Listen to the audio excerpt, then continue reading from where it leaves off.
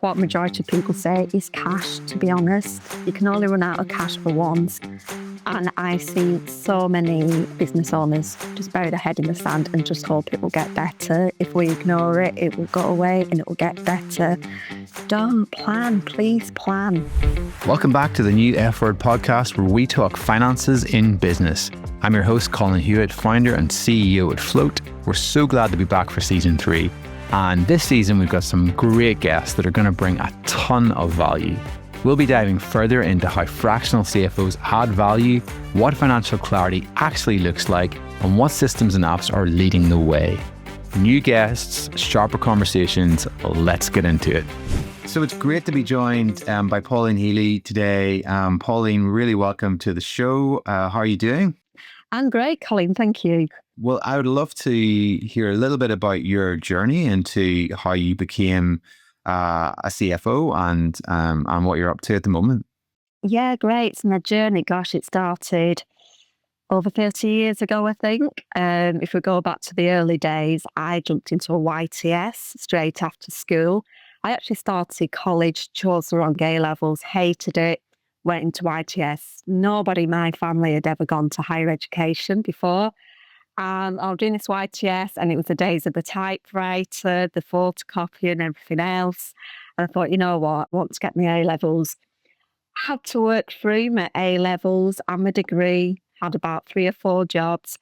And that's because I've had horses, and horses are expensive. So there's just thought that you must be rich if you have horses. You're actually poor if you have horses. It's the other way around. So I did my A levels. I did a degree in international business.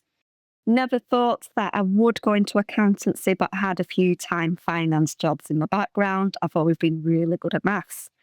And I started my first role in Manchester after university, my first proper role. I used to commute from Preston to Salford Quays every day, then eventually relocated. And I probably spent 25, 30 years in corporate world, working my way up. But I never saw myself as a financial accountant. And by that, I mean somebody who just, does your P&L and your balance sheet. So even though I was in industry, I was always like a project accountant. I always worked with multifunctional teams. And I worked a lot with distribution and manufacturing companies. And I suppose after 25, 30 years of doing really long hours, being on the phone to China suppliers in the morning, picking up calls from the US in the evening, working for everybody else, always wanted to be my own boss. I always wanted to have my own business. And it was always a plan. But you know what it's like? You get comfortable in employment. The thing that changed for me was I suddenly lost my mum in 2020. She had terminal cancer. We didn't know she had cancer until they found it was terminal, and we sadly lost her 10 days later. And that just gave me the kick up to get going actually in fractional, because I really saw a need. I really wanted to help many business owners. So, like the owners that are running the businesses, to help them make better decisions and make more cash, more profits. But I think it was just that push I needed to get into there. Yeah, and so you left, you quit the big corporate job and set up yourself, or? Yeah, the timing was I was in an employed role, and it was COVID time as well, and the role wasn't really turning out as expected. So I did my due diligence beforehand, the best you do, and I got in, and it was a completely different story. I did stick around and help out. But then the business was starting to dwindle away. Unfortunately, it did go into administration, and I had my first contract then. So it was quite good timing. So I worked for the administrators a couple of days a week, which really helped and started me off. So it was sort of a planned, here's a good opportunity to switch into my own business, something I've always wanted to do, and I'd landed a contract at the same time. Brilliant. And that's it. That's great. It's nice to have that contract as your first one when you're starting out. And then I guess, how long was it before you picked up a second contract? Yeah, so this contract, I think, lasted about 6 months. It was working with a Chilean subsidiary with the stock, managing the stock and the report and everything. And that lasted 6 months. And it did take a while. I did pick up a few business planning jobs and forecasting jobs, but it was really difficult 5 years ago to get the message right. Maybe it was my marketing, maybe the markets just weren't ready. The world had shut down, everything was social media. I had no SEO on a website. So I did pick up at the time a few accountancy clients, but my next contract probably took a good 8 to 9 months to pick up an CFO contract. Yeah. And that was one that you more like you were looking for in terms of that actual CFO work. Yeah, so fractional CFO, it was always thought I'd have a few clients at the same time. And again, quite lucky, the next contract I picked up was via somebody I used to work with. So they were looking for somebody. They didn't know if they needed a fractional CFO at the time or not. And then an issue came out of the business. I had my website up at this time. It talked about operations. It talked about the distribution, manufacturing and international ties that I had. And they had an issue with they were software and hardware company. And they had a few issues with the hardware company. And I went, hey, we need you to help us with that. So I got in, really helped with the supply chain, with the suppliers, with a few field issues, with the warranty, really got stuck in. And they just loved it because they'd not had a fractional person before. And it wasn't just going in there and advising. I could actually roll up my sleeve and get things done for them. And they're still a client 5 years later. So the amount of time I worked for them has dwindled down as I've supported the teams. I've moved systems, I've changed reporting, I've upskilled the team. So my time with them is now minimal compared to what it used to be, but really happy clients and, a great business to be in. Yeah, sounds like it. And it sounds like we talk a lot about niching and that's quite a scary thing to do because it feels like sometimes you're shutting the door on other work that you like to do. But obviously you have the network and you have such an experience in that area of manufacturing and hardware. How's that been for you? Have you found that that's continued? Like once you've got, you've been able to, keep finding more clients in that niche? Finding clients in that niche is quite difficult. So with COVID, LinkedIn used to be a brilliant platform. I don't know how you found LinkedIn, but in the early days of me being on after the initial 12 months, trying to figure out what I'm meant to be doing, I did start getting a lot of inquiries, but they're more service business owners. I think the manufacturers and distributors that are on LinkedIn are the silent ones in LinkedIn, where the service business owners integrate more.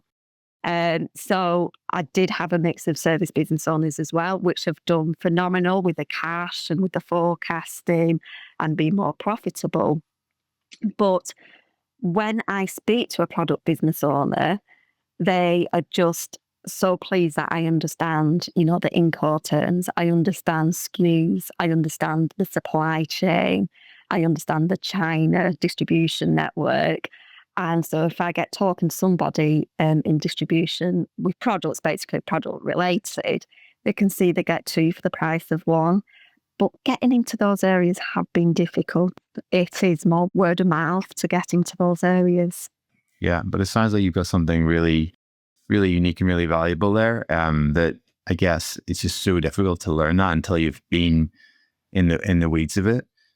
What I'd love to ask you about, like in terms of that manufacturing area, like what sort of, I mean, obviously every company's going to be different, but what are you typically looking for when you join a company? Like what are the good, talk to us if some people are maybe thinking, some CFOs listening to this, they're just thinking about picking up a manufacturing client or they're picking up their first one. Like what are your sort of best practices for how those companies should be running?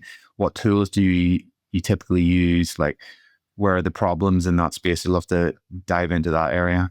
So typically I will start off visiting and walking the shop floor if possible. I mean, I do have many remote clients and it's not always possible. But if you can get to the shop floor, so if you can get to the factory, if you can get to the warehouse and ask the questions that sound daft, ask, what's the stock over there? What's the stock, what they're doing here? Understand the processes. But what's really important is understanding the production line. So let's talk about manufacturing first. So understanding the production line. how is a job set? What is the bill of materials? What is the production card? And how are they following the processes? This is where there's a lot of wastage. And a lot of companies say they can't record the waste. When anyone says can't to me, that's just a challenge. There's never a can't, there's a can. It's just having the resilience at times to actually get through and follow it through. So number one, for a big win is wastage. Have a look at the wastage. Number two is stock reporting. A lot of stock reporting is poor. Okay. It's not accurate. Do they do stock counts often? ABC usually, not the fast moving, slow moving. And what is the planning around stock? I mean, I once saved a company 10 million working capital by doing some inventory planning along with the sales pipeline. And another one is the cash cycles. I mean, the cash cycles is absolutely key in any business is the cash, but this is where they can be massive in manufacturing and distribution, especially things are coming from the Far East, coming into the UK, say, to then be shipped onto the US or onwards. So it's your cash cycle, it's your wastage, it's your stock, are really key components. And many people don't do cost of sales correctly in the P&Ls. So that's something to look for. Is your P&L, your gross margin reporting correctly?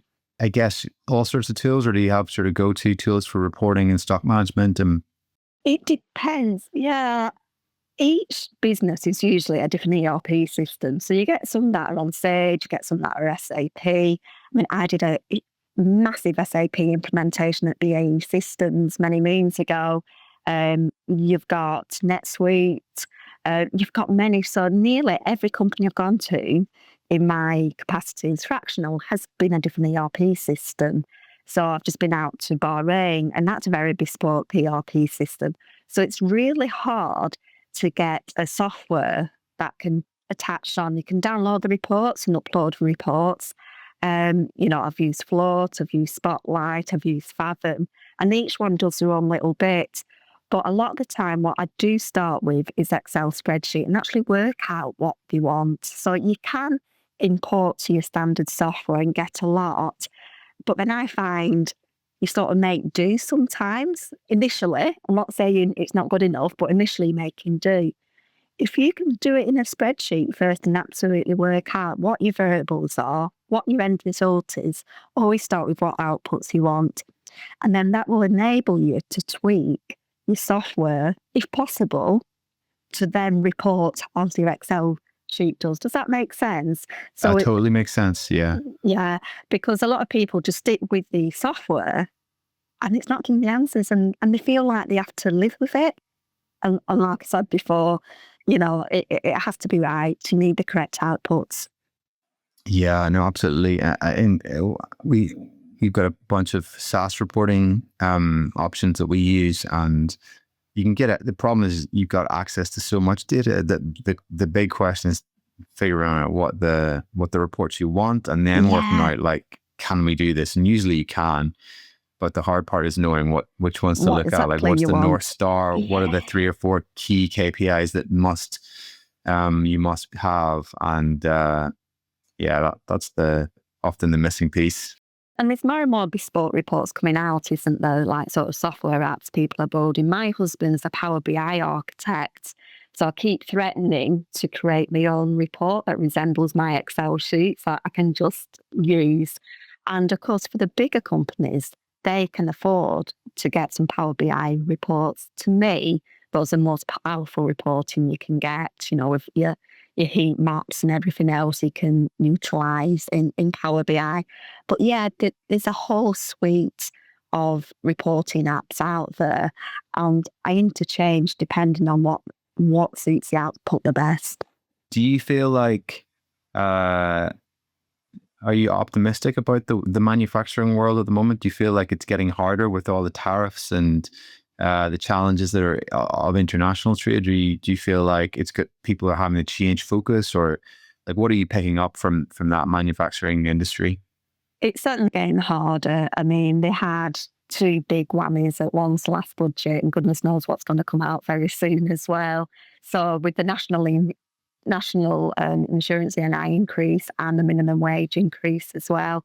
Because a lot of business owners, people say, well, it was only those on minimum wage that got an increase. But a lot of business owners will then increase everybody else to keep the supervisors on that higher rate, keep the managers on the higher rate.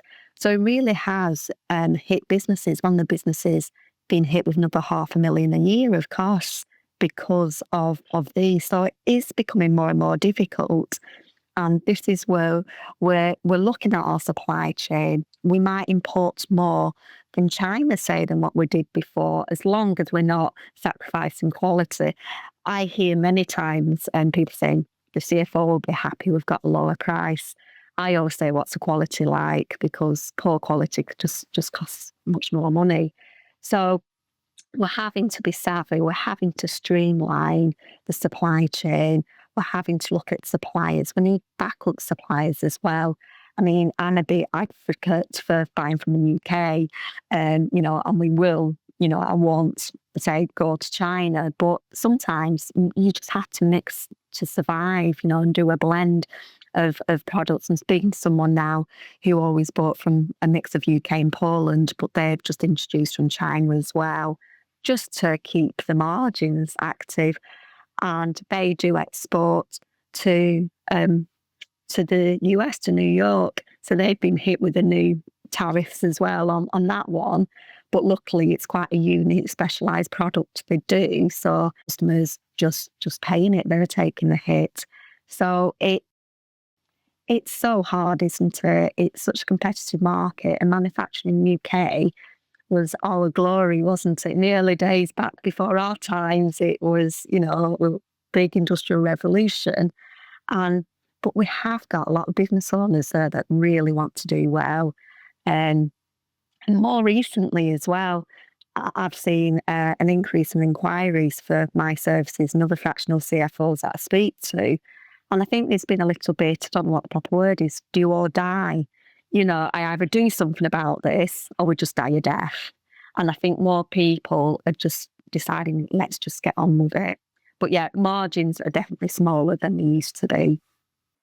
Yeah, and when you say do or die, what sort of things are they? What's the typical kind of thing how does that look like? The do or die, you say? Yeah. Yeah. Is it like we're going to have to outsource to China, or we're going to have to cut costs, or we're going to have to bring in some specialists? Yeah, so I'm sort of seeing it as we need to bring in specialist people. A lot of time I come in and they say, but we've got a finance team, and it's getting them to understand that your finance team is probably really good at what they do, hopefully. They're excellent at what they do, but they've not got the strategic and commercial outlook going forward. And they're starting to recognise that, and maybe as fractional CFOs, we're getting our message out more. We are here and we're available to help. And it's sort of like, well, we need experts. Let's see what these people can do. And a recent conversation with someone last week he says, oh, you're sort of my mentor. I've had a business coach before, but I feel you're more like an advisor, a mentor. And I said, that's exactly right. Some people do well with coaching, and some people do better with actually a mentor, advisor. And I'm someone who will get stuck in as well and then help the team if I can pass it over to them. So the do or die thing, I think it's sort of been they're ticking along. They know there's something missing. They know they can do better, but they don't want that added cost of bringing an expert in. Where now they're like, you know what? Let's do it. Let's see what we can do. And I think if we, as fractionals, if we provide flexibility in our fees and that they've not got too long of a tie-in, what have they got to lose? If it's a product business, I actually guarantee that will find them money or profit on day one, or you get your fee back. Because in product businesses, it is so easy to find money. Wow. Talk to me more about that. Like, what sort of ways have you found if people are out there listening or product business, like where would you start? It can be the most obvious things, that service or product businesses. I am not a tax advisor at all. But sometimes they've had their accountant in-house for many, many years. The outsourced accountant is just doing the tick off. And I might say something as simple, why don't you do this X, Y, and Z? You can expense it for your taxes, oh, right, okay, that saved money. A lot of time it's through the wastage. A lot of time it's through the processes. So for one example was I was following the process from customer order to customer shipment. I was physically following the process. And I noticed that the invoicing and shipment process wasn't always accurate. There was something going wrong in recording, and they were sending some shipments out without invoices. So I think that customer invoiced about 60K that day, which they'd already produced and shipped out. So that's like equivalent to 120K of sales or something. Um, Another thing can just be shipping routes or on duty and VAT. I'm trying to think of another easy one. I mean, this is where I'm talking about quick wins. I've just saved someone 41K. It wasn't a manufacturing, but on the VAT definition, I think as a CFO, we ask different questions than what I would class a high street accountant who mainly do statutory accounts. Yeah, 100%. I mean, we've recently brought in a fractional CTO Okay. to our company, and it's very much the same thing. It's nice to have somebody to come in and look at it from just a bit of a higher view than we typically would be in the weeds, just with the sort of senior engineers.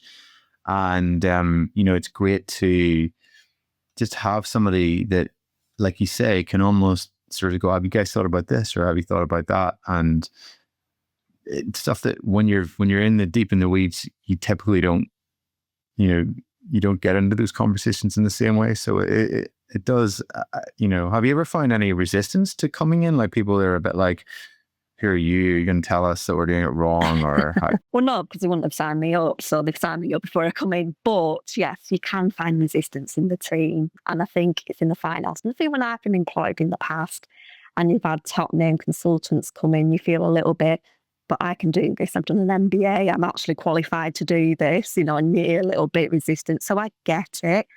But I believe I have a lot of empathy. I'm a person with empathy and, I'm here to help you. And as long as you quickly turn it around, so you're saving them time, you're saving them hours, and they realise they're not going to lose a job, or for you coming in, you're upskilling them. They're just, a lot of time, it's a big relief because they've been carrying all this burden on the shoulders. And yeah, it's just really good. I find a lot of business owners and the FD they brought in, it might be a family member, it might be somebody that's worked up through the ranks. And the only experience I have is that company. And they're not doing anything massively wrong. They just don't know how to do it any other way. Yeah, I think having an external perspective is so interesting because it's just, how do you know if you've always done it like that? You don't know. There's other ways to do it, or there's other software that you can use, or yeah, absolutely. And maybe sometimes as well, people like the opportunity for you to feedback. So can you pass this on that we're sick of doing it like this, or if you just fix this, then do you find that sometimes the people that you're in the finance team already know what it is, and then they haven't had that communication, or they haven't had the opportunity to feed it back up the chain? Yeah, many times I've heard the good luck. We've been trying to do this for a while now, and we're just not for change. So good luck to you. But yeah, it is a relief. If somebody else, it's a sounding board, isn't it? I'm the ally. So when I go into a company, I'm not against anybody. I'm there to support the entire company. I typically work with the owner of the business, but then I really try and interact with all the heads of departments. But when I'm following a process, where I always like, from placing a sales order to getting the sales delivery in, from the customer placing the inquiry to the delivery, I try and talk to the people that actually do the processes. Because when you speak to them, they often do it very, very different to how the process is mapped out. And then I would turn it into, the swim lanes where you sort of follow the process with the different departments. And then you revisit it and they tell you so much more again.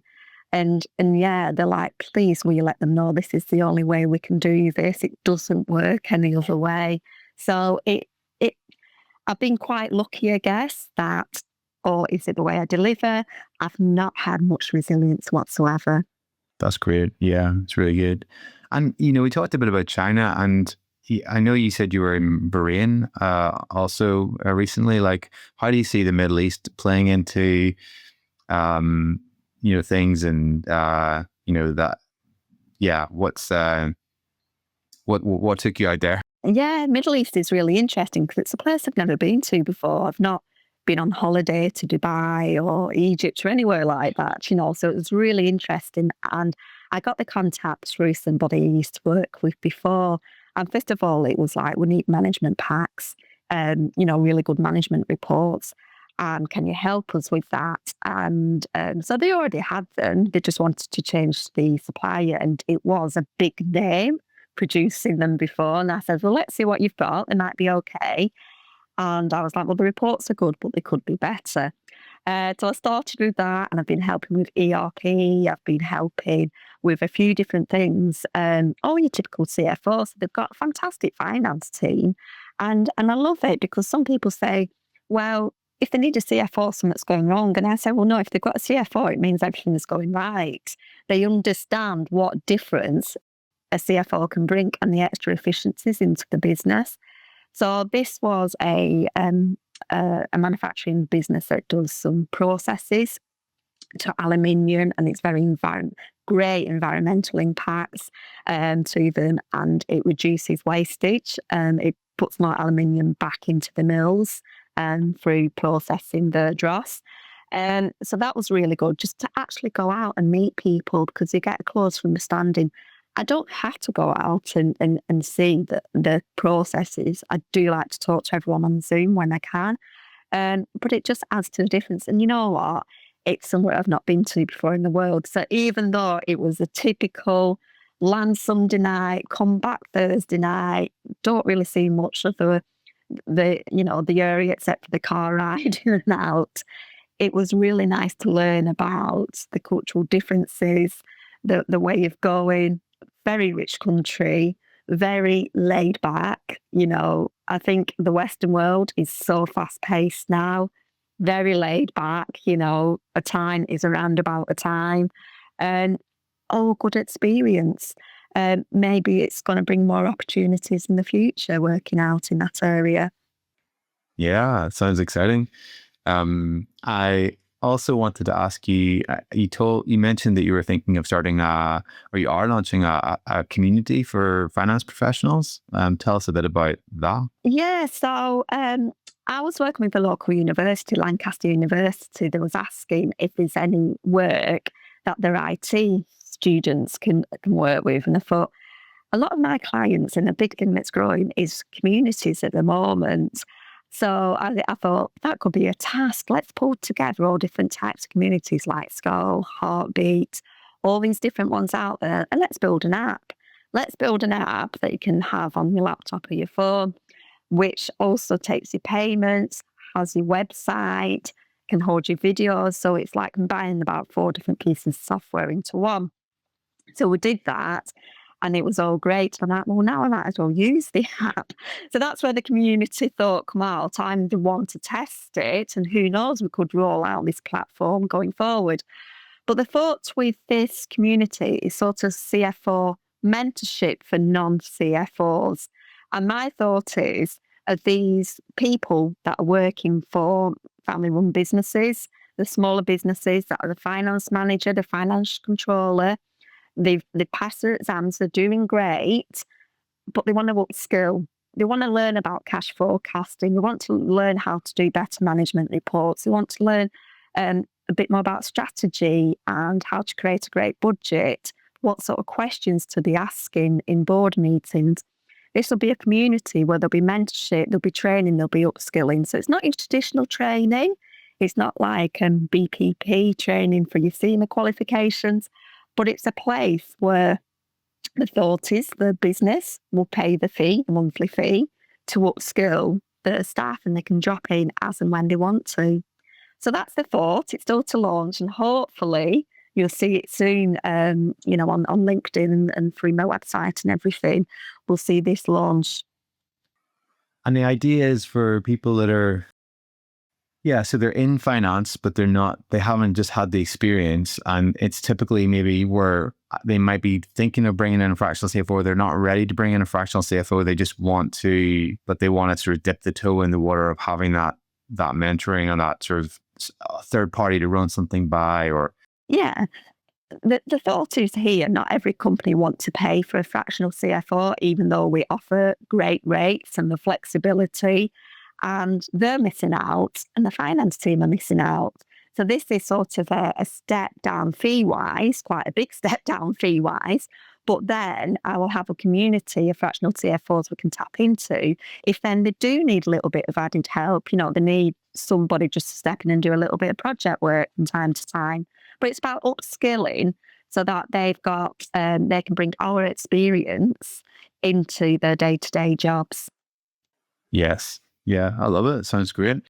I think the communities, because they build trust and because they often, if there's, somebody like you're vetting people and you're making sure that, the people that you're bringing in are trusted, and it's just a fantastic resource. So it does seem like that is the way it's going. And so you're building an app that's basically, is that with the help of the university, or are you vibe coding that yourself, or how is that working? So the university, they have created this app, and I've not got a name for the app actually. So, I'm going to test it in my own community, but it's brilliant. So this student's created it and he's going to help me. He's left university. He's going to help me commercialize it as well to launch it and everything.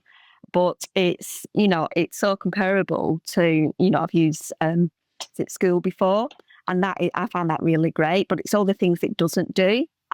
I've got in my app to do, so like meetings sync with your calendar if you want it to.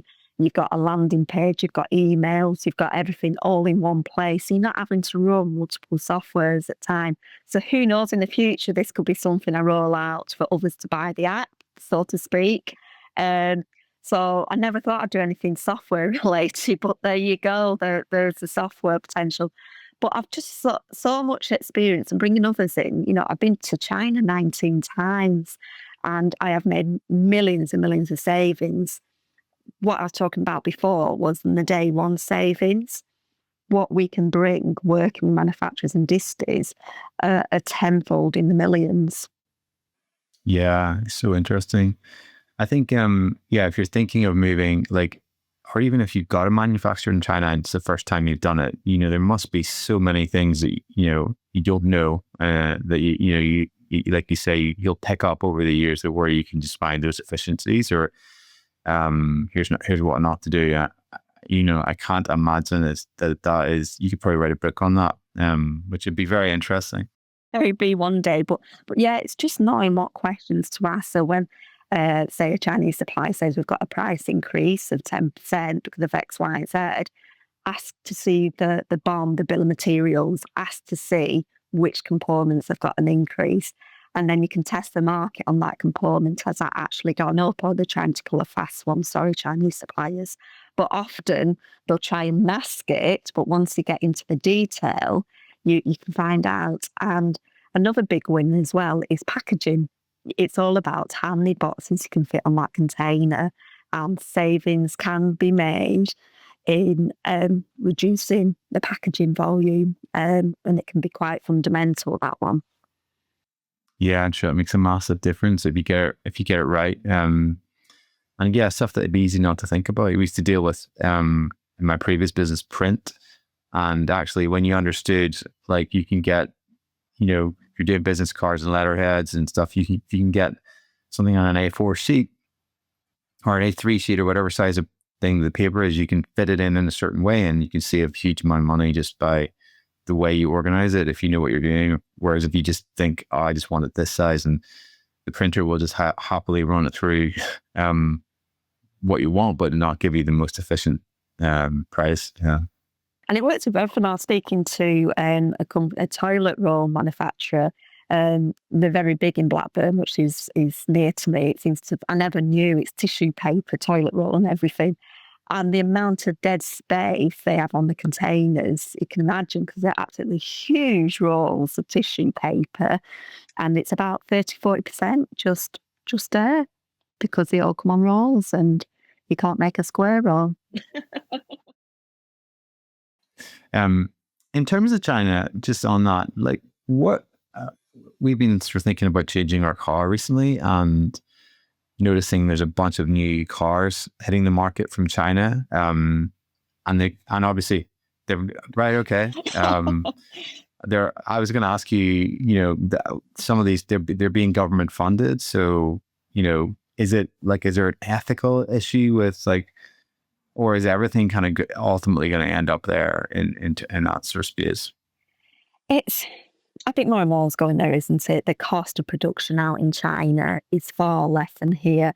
And at the moment, for me, the rising cost of living all the time, the rising prices, you are going to be very price savvy. I mean, I did get an MG, an electric car MG. I didn't know it was from China. I'm not a car person. No, I didn't know that either. But or is it India? Have I just made that up? But anyway, it's from either India or China, one of the huge manufacturers.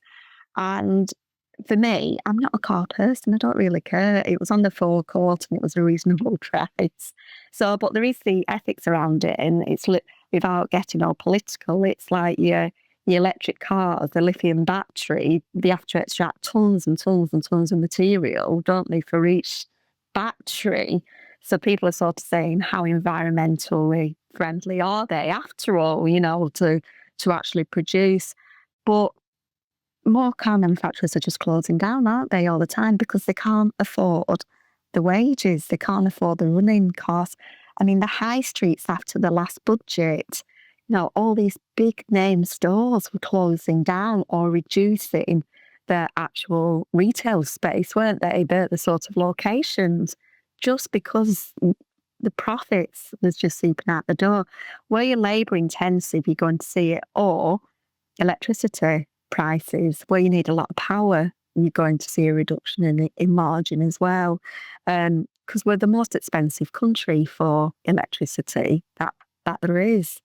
Again, we just seem to be battling on every stage, but people are determined. I think it's these people that are resilient, people that care about the cash flow and plan ahead, have the resilience in the business that they can adapt to the change.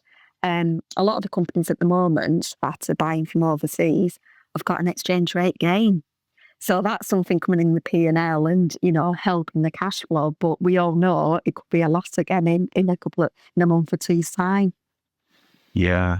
Yeah. What is it? The euro's up like 14% against the dollar or something. So again, like you start getting into, that's a huge, if you're dealing with large sums of money, that's a big gain, isn't it? You really do need to be savvy about the FX. So it's not something that I want to gamble about in a crystal ball, but there's some really good brokers out there that really will try and predict, and they will help out with hedging, with options, forward buying, to try and make the most. But it's a bit like your stocks and shares. It's very hard to predict which way it will go.